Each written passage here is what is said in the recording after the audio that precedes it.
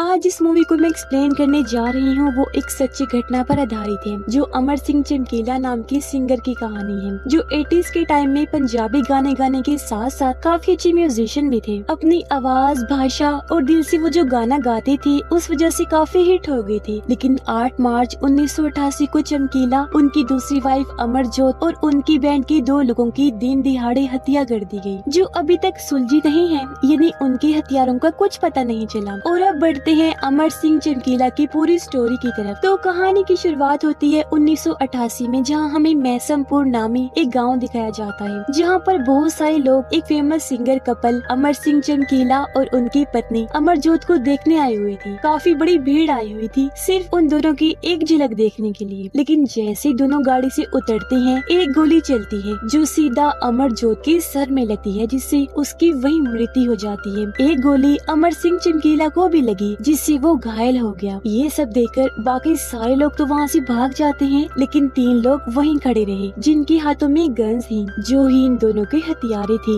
वो अब बहुत सारी गोलियों से चमकीला को भून के रख देती हैं, जिससे उस बेचारे की भी वही मृत्यु हो जाती है। अब यहाँ से हम चमकीला की बचपन का एक फ्लैशबैक देखते हैं। एक दिन जब 2 औरतें लड़ रही थी, जब एक दूसरे को गंदी गंदी गालियाँ दे रही थी, तो चमकीला ने भी सुन ली थी, जिन शब्दों को वो अपने जहन में बिठा लेता है। अगले दिन जब वो क्लास में था, तब भी उसके दिमाग में वही शब्द चल रहे थे, जिन्हें वो अपनी स्लेट पर भी लिख लेता है। मगर जब ये चीज टीचर ने देखी, तो उन्होंने चमकीला को बहुत मारा। कहते हैं कि बच्चों के जहन में बुरी बात जल्दी आ जाती है। बस यही वजह थी कि चमकीला ने इतनी जल्दी जहन में ये गंदे शब्द बिठा लिए थे, जो उसे अच्छे लग रहे थे शायद। अब ये कहानी चमकीला के पास्ट और प्रेजेंट की है, इसलिए बार बार कभी पास्ट का सीन दिखाया जाएगा तो कभी प्रेजेंट का। तो अब कहानी वापिस से प्रेजेंट टाइम में शिफ्ट हो जाती है। जिन लोगों ने उनकी हत्या की थी, अब वही लोग उनकी लाशों को उठाकर अपने साथ ले जा रहे थे, जबकि पूरे शहर में लोग सड़कों पर निकल आए थे, प्रोटेस्ट कर रहे थे, ये जानने के लिए कि आखिर उनकी हत्या किसने की। हत्यारे उनकी लाशों को हॉस्पिटल के सामने फेंक कर चले जाते हैं। उनकी लाशों को देखकर सभी लोग काफी हैरान हो जाते हैं, क्योंकि उन्होंने पहचान लिया था कि ये तो फेमस सिंगर्स चमकीला और उनकी वाइफ अमरजोत की लाश है। ये खबर आग की तरह हर जगह फैल गई। न्यूज में भी जब ये बात पता चली, तो सभी दंग रह गए कि दिन दिहाड़े कैसे कुछ हत्यारों ने चमकीला और उनकी वाइफ और 2 साथियों की हत्या कर दी। सब लोग मौजूद थे वहाँ, अखाड़ा यानी कि शो देखने आए थे, लेकिन हत्यारों को किसी ने भी नहीं देखा।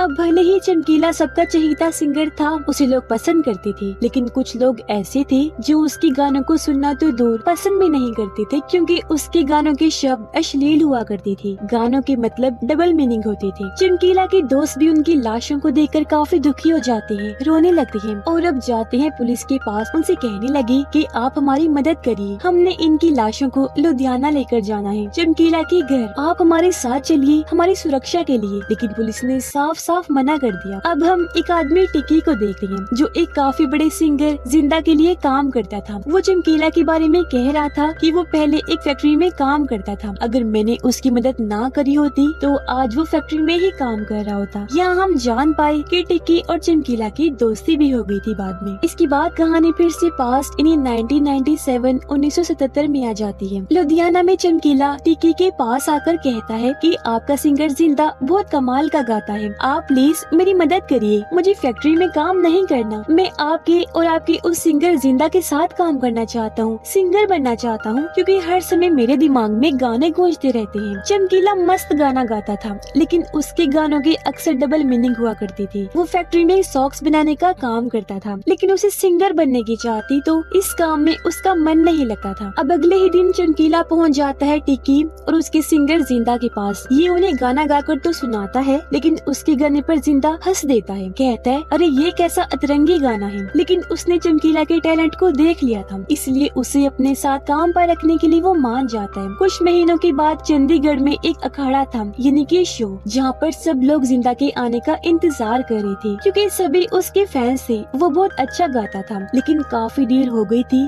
जिंदा नहीं आया था, जिस वजह से सब लोग गुस्से में आ रहे थे। अंदर बाकी लोग ये सोच रहे थे कि जिंदा नहीं आया तो अब क्या करें हम। यहाँ पर सोनिया नाम की एक फीमेल सिंगर भी थी। अब चमकीला कुछ लिरिक्स उसे लेकर देता है और कहता है कि जाओ सबके सामने तुम ये गा दो, लेकिन सोनिया ने साफ साफ मना कर दिया। वो कहती है कि नहीं, मैं इतने गंदे शब्द नहीं गाऊंगी। तो अब कोई और रास्ता ना होने की वजह से चमकीला खुद ही वो लिरिक्स लेकर गाना गाने चला जाता जाता है। लोग पहले तो उसे देखकर दंग रह गए कि ये कौन है, लेकिन सारे लोग जब उसका गाना सुनते हैं तो वो उन्हें काफी पसंद आया। सब इंजॉय करने लगते हैं। लोगों की जोश को देखकर सोनिया भी उसके साथ गाना गाने आ जाती है, जिन शब्दों को गाने से कुछ देर पहले वो मना कर रही थी। अब काफी घंटों के बाद वहाँ जिंदा भी आ जाता है, जहाँ पहले सब लोग उसका बेसब्री से इंतजार कर रहे थे, लेकिन अब कोई भी उसे सुनना नहीं चाहता था, क्योंकि लोगों को तो अब चमकीला चाहिए था, जो देखकर जिंदा के चेहरे के तो रंग ही उड़ जाते हैं। प्रेजेंट में चमकीला के दोस्त बात कर रहे थे कि उसके हथियारे जो भी थे बहुत कट्टरपंथी लोग थे और वो भी बहुत खौफजदा थे। पास्ट में सोनिया काफी उदास थी, क्योंकि जिंदा कनाडा चला गया। उसे सोनिया को भी अपने साथ लेकर जाना था, लेकिन वो उसकी बजाय किसी और सिंगर को अपने साथ ले गया। सोनिया का मैनेजर कहता है कि अब एक नई जोड़ी बनेगी और वो होगी चमकीला और सोनिया की।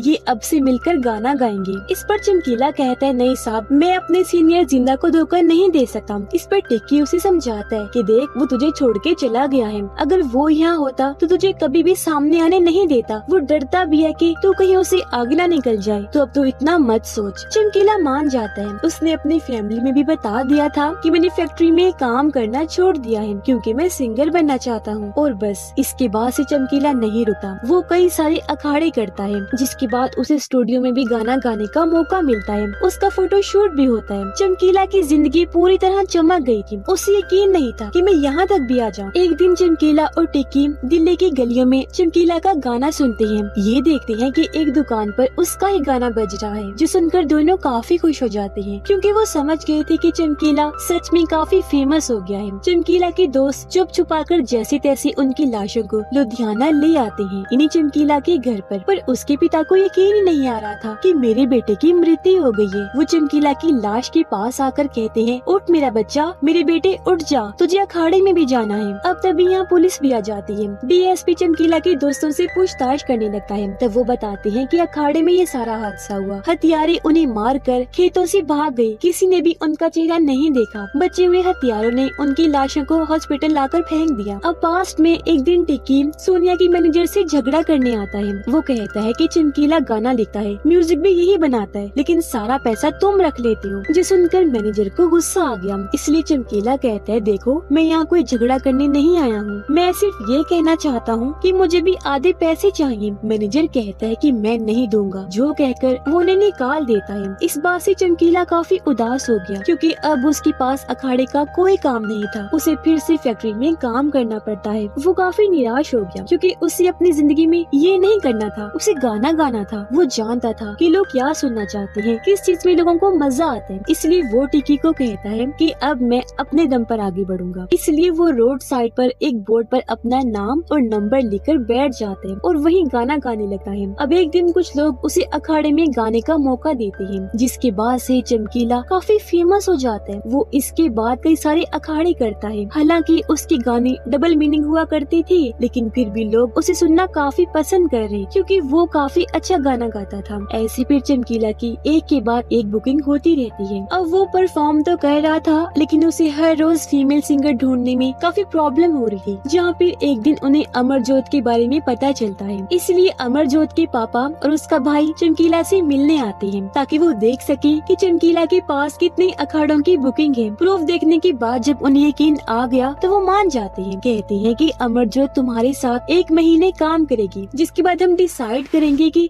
आगे क्या करना है। जबकि खुद अमरजोत चुपचाप होकर पीछे बैठी हुई थी। चमकीला उससे बात करने की कोशिश करता है, लेकिन वो कोई जवाब ना देते हुए शर्माने लगती है। जिसके बाद वो दोनों गाना गाने की प्रैक्टिस करने लगते हैं। चमकीला उससे पूछता है कि आपने मेरा कोई गाना सुना है, जिस पर भी अमरजोत हंसकर शर्माने लगती है। चमकीला कहता है, अच्छा अच्छा, इसका मतलब है सुने हैं मेरे गाने। और बस ये दोनों हर रोज गाने की प्रैक्टिस करने लगते हैं। लेकिन जिस दिन उन्होंने अखाड़े में परफॉर्म करना था, शादी में, उस दिन वहाँ गोली चल जाती है। इसीलिए दोनों को अपने इस अखाड़े को कैंसिल करना पड़ता है। ये देखकर लोग बातें बनाने लगते हैं कि अमरजोत चमकीला के लिए बैड लक लेकर आई है। पहला ही अखाड़ा मिला था जिसे भी कैंसिल करना पड़ा। ये सुनकर अमरजोत को काफी बुरा लगता है, लेकिन चमकीला उसे समझाता है कि तुम चिंता न करो, अच्छा ही हुआ जो हमने अखाड़ा कैंसिल कर दिया, क्योंकि अब हम बाकी गानों की प्रैक्टिस कर सकेंगे। जिसके बाद हमारे पास इतने अखाड़े होंगे, इतना काम आएगा कि हमें खुद कैंसिल करने पड़ेंगे। और बस फिर क्या था, इसके बाद से दोनों मिलकर बहुत सारे अखाड़े करते हैं और इनकी जोड़ी काफी हिट हो जाती है। इन्हें स्टूडियोज में भी गाने का मौका दिया जाता है और फिर सीन का फोटोशूट भी होता है। समय के साथ साथ ये काफी फेमस भी हो रही थी, साथ साथ ये बाकी अखाड़े भी कर रही थी, जिस वजह से ये दोनों और इनकी बाकी टीम काफी खुश थी। सिर्फ यही नहीं बल्कि अब चमकीला और अमरजोत भी एक दूसरे को काफी पसंद करने लगी थी। एक रात वो काफी करीब भी आ जाती है, मगर कुछ दिन के बाद अमरजोत के पिता कहते हैं कि अब मैंने किसी और सिंगर से बात कर ली है, तो अब अमरजोत उसके साथ काम करेगी। अमरजोत का भाई कहता है लेकिन चमकीला के साथ सब कुछ ठीक तो चल रहा है, क्या प्रॉब्लम है? उसके पिता कहते हैं कि अगर इन दोनों के बीच कोई चक्कर वक्कर शुरू हो गया ना तो सारा प्रोग्राम खराब हो जाएगा, इसलिए जल्द से जल्द हमें यहाँ से जाना होगा। ये बात सुनकर अमरजोत काफी उदास हो जाती है, जिस बारे में आकर वो टिकी को बताती है। ये सुनकर टिकी को भी काफी गुस्सा आ जाता है। वो अमरजोत को कहता है अरे अभी तो हम बुलंदियों पर ऊपर जाना शुरू हुए थे और तुम होके हमें छोड़ के जा रही हो। वो अमरजोत को कहता है कि तुम्हारे पिता एक लालची इंसान है, वो सारा जीवन तेरी कमाई खाते रहेंगे। अच्छा बताओ कोई तो ऐसी तरकीब होगी कि तुम दोनों साथ रह सको। अमरजोत कहती है तुम चमकीला को बोलो कि वो मेरे साथ शादी कर ले। इसके लिए चमकीला मान जाता है और अगले ही दिन दोनों की शादी हो जाती है। लेकिन रात के समय बहुत सारे गुंडे आ जाते हैं चमकीला को मारने के लिए। टिक्की पूछता है ये कौन है? चमकीला कहता है गुरमेल के भाई होंगे। टिक्की पूछता है अब ये गुरमेल कौन है? चमकीला बताता है मेरी पहली पत्नी। टिक्की कहता है क्या बोला, तू पहले से शादीशुदा है? अरे यार तूने दोस्त होकर इतनी बड़ी बात छुपाई मुझसे। खैर अब ये दोनों ड्रिंक करके गुंडों से लड़ने के लिए चले जाते हैं। अगले दिन गांव में पंचायत बैठती है, क्योंकि कोई भी चमकीला की दूसरी शादी से खुश नहीं था। गांव के मुखिया कहते हैं बेशक तू सिंगर है, तुझे माफी नहीं मिलेगी। एक मुखिया उसके मुंह पर जोर से थप्पड़ मारता है, लेकिन फिर चमकीला सबका दिल जीत लेता है। वो कहता है मैंने अपनी पत्नी को भले ही छोड़ दिया है, लेकिन मैं उसे हर महीने 5,000 दिया करूँगा। मैंने उसे गाय भी गिफ्ट दी है। जो सुनकर गाँव वाले खुश हो जाते हैं। चमकीला अपनी पहली पत्नी गुरमेल के पास जाता है, जो उससे नाराज थी कि आखिर कैसे चमकीला ने दूसरी शादी कर ली, हालांकि उनका बेटा भी था। लेकिन चमकीला कुछ नहीं बोलता, उसे 5,000 पकड़ा कर वहाँ से चला जाता है। इसके बाद चमकीला अमरजोत के पास गया, जो भी मुंह बना कर बैठी हुई थी, क्योंकि उसे भी अब पता चला था कि चमकीला पहले से ही शादीशुदा है। चमकीला कहते हैं तू मुझे खुद बता कि अगर ये बात मैं तुझे पहले बताता तो क्या हमारी शादी होती? और ना तू अपने गाँव जाना चाहती है ना मैं, तो हमें एक तो होना ही था। अमरजोत मान जाती है, जिसके बाद दोनों गाना गाने लगते हैं। पहले से भी काफी फेमस होते जा रहे थे। हर फंक्शन में हर पार्टी में उनके ही गाने बज रहे थे। जिसके बाद हमें 1984 का समय दिखाया जाता है, जब पंजाब की बरनाला में काफी बड़ा दंगा हो गया था, जिसमें 24 लोग मारे गए थे और 115 घायल हो गए थे। इस वजह से हर तरफ दहशत फैल गई थी, लोग घरों से निकलना बंद हो गए थे। अब ऐसे डर के माहौल में समस्या ये बन गई थी कि अब अखाड़ा सुनने कौन आएगा। लेकिन चमकीला की किस्मत उसका साथ दे रही थी, क्योंकि इस समय भी लोग उसका गाना सुनने के लिए पागल थे। उसे सुनना चाहते थे लोग, ताकि अपनी दिक्कतों और मुश्किलों को भुला दें। अब एक तरफ लोग दंगों में मर रहे थे, जबकि कुछ लोग उन्हें सुन रहे थे। चमकीला की नई एल्बम इतने बिकते हैं कि रिकॉर्ड टूट जाता है। लेकिन इस बात से कुछ लोग नाराज थे कि यहाँ लोग मर रहे हैं, तो एक तो चमकीला गाना गा रहा है, ऊपर से उसकी लिरिक्स भी अश्लील हैं। इनमें से कुछ लोग सिंगर्स भी थे, क्योंकि अब उनके पास कोई काम नहीं था, जबकि चमकीला दिन में 2-2 बार अखाड़े कर रहा था। अब एक रिपोर्टर चमकीला का इंटरव्यू लेने आती है। वो चमकीला से पूछती है कि आप अपने गानों में इतनी अश्लीलता क्यों भरते हैं? वो कहता है कि लोग जो सुनना चाहते हैं मैं बस वही गाता हूँ। अगर मैं ऐसे नहीं करूँगा तो खत्म हो जाऊंगा, जो चीज आप लोग नहीं समझो। उसकी ये बातें रिपोर्टर को काफी बुरी लगती है और वो न्यूज़पेपर में चमकीला के खिलाफ जहर उगलती है कि वो लोगों को गुमराह कर रहा है, समाज को गंदा कर रहा है। अमरजोत भी प्रेग्नेंट हो जाती है, जिसके बारे में भी लोग उल्टी सीधी बातें करने लगते हैं कि आखिर वो चमकीला के साथ रह ही क्यों रही है, वो क्यों उसके साथ अश्लील गाने गाती है। इस बारे में लोग अमरजोत के पिता को भी भड़काते हैं कि इस तरह तो आपकी बेटी आपकी इज्जत को मिट्टी में मिला रही है। लेकिन अमरजोत फिर भी नहीं रुकी, चमकीला के साथ गाना गाने जाती रहती है। इसके बाद सीन वापस प्रेजेंट टाइम में आ जाता है, जहाँ ये सब कुछ चमकीला के दोस्त डीएसपी को बता रहे थे। डीएसपी को गुस्सा आ जाता है। वो कहता है कि तुम लोगों ने और किया ही क्या है सिवाय समाज को गंदा करने की, और वो लड़की अमरजोत भी तुम्हारे दोस्त की बातों में आ गई। कुछ महीने बाद दोनों का बच्चा हो जाता है,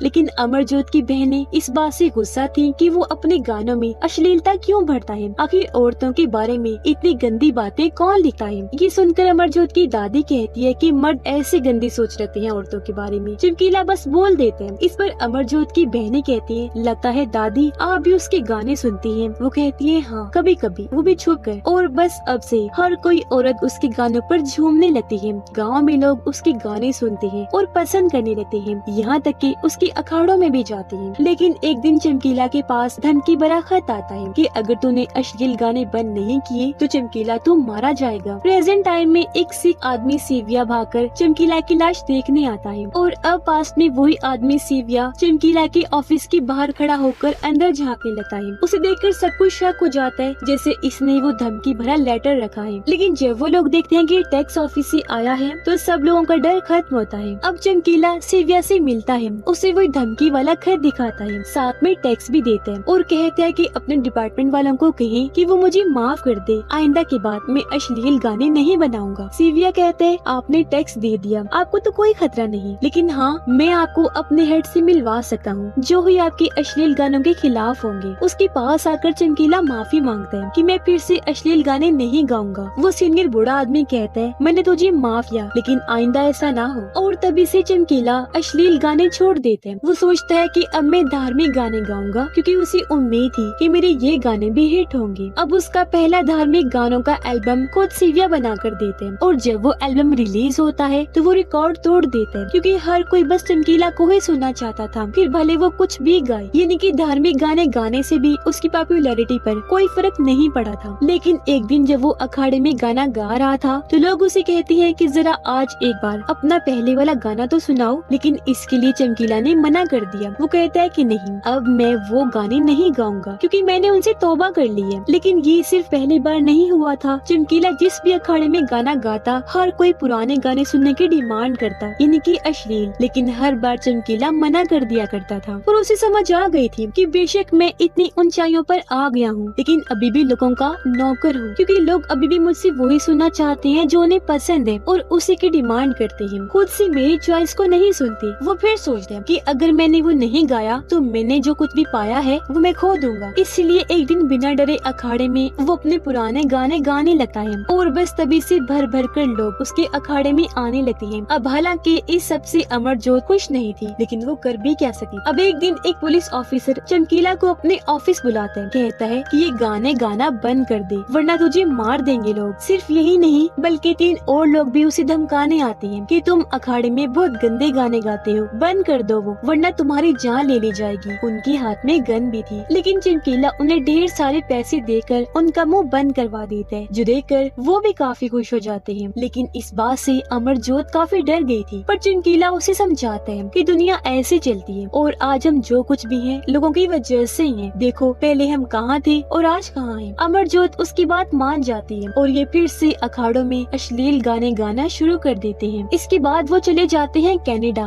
अपना खुद का शो करने के लिए, जहाँ एक बहुत बड़ा रिकॉर्ड बन जाता क्योंकि वहाँ 1000 सीट्स कम पड़ गई थी जो मैनेजर को लगानी पड़ी थी। लेकिन बैक स्टेज पर कुछ लोग आकर चमकीला पर चिल्लाने लगते हैं कि तुम जो गाने गाते हो वो हमारे धर्म के खिलाफ हैं, पर इन बातों का उस पर कोई असर नहीं होता। अब कुछ और लोग चमकीला को मिलने बुलाते हैं, कहते हैं कि तुम्हें ये गाने बंद करने होंगे क्योंकि हम समाज के रक्षक हैं और तुम्हें हम समाज को गंदा करने नहीं देंगे। तुम जहाँ कहीं भी जाओगे हमें वहाँ जरूर पाओगे। वो चमकीला से वादा लेते हैं कि तुम ना ऐसे अश्लील गाने गाओगे और ना ही सिगरेट पियोगे। लेकिन बाहर आते ही चमकीला सिगरेट पीने लगता है। ऐसा लग रहा था जैसे उसे किसी से डर नहीं लगता। लेकिन जैसे ही चमकीला पंजाब वापस आ गया था उसके लिए खतरे का माहौल बना दिया गया क्योंकि उसकी गाड़ी पर गोली चला दी गई थी। इस वजह से सीविया चमकीला को कहता है कि तुम कुछ समय के लिए पंजाब छोड़ के चले जाओ, जब हालात ठंडे हो गए तुम वापस आ जाना। लेकिन चमकीला को डर था कि मेरे जाने के बाद कोई दूसरा चमकीला ना उठ खड़ा हो, इसलिए वो नहीं जाता और ये दोनों यानी चमकीला और अमरजोत पंजाब में ही गाना गाने लगते हैं, जहाँ हर बार की तरह ढेरों लोग आते हैं। फिर ये जाते हैं महसमपुर अपना आखिरी अखाड़ा करने क्योंकि वहीं पर इनकी हत्या कर दी गई थी। इसके बाद कहानी वापस प्रेजेंट टाइम में आ जाती है, जहाँ खानदान के लोग उनकी लाशों को देखकर काफी रोने लगते हैं। फिर मीडिया वाली फैमिली के साथ उनकी लाशों की तस्वीर बनाते हैं और उन्हें दफन कर दिया जाता है। इसके बाद जब डीएसपी गाड़ी में आकर बैठता है तो हमने देखा कि उसकी गाड़ी में भी चमकीला के गानों की कैसेट पड़ी हुई है। लोग सड़कों पर निकलकर प्रोटेस्ट कर रहे थे। मीडिया पुलिस के पीछे पड़ जाती है क्योंकि उन्होंने बगैर किसी इन्वेस्टिगेशन के इस केस को क्लोज कर दिया था और ये जानने की कोशिश ही नहीं करी कि आखिर उनकी हत्या किसने की। डीएसपी जब अपने बेटे के रूम में आया तो वहाँ भी चमकीला के गानों की आवाज सुनता है, लेकिन फिर उनका बेटा पढ़ाई करने बैठ जाता है। तब डीएसपी अपने बेटे को कहता है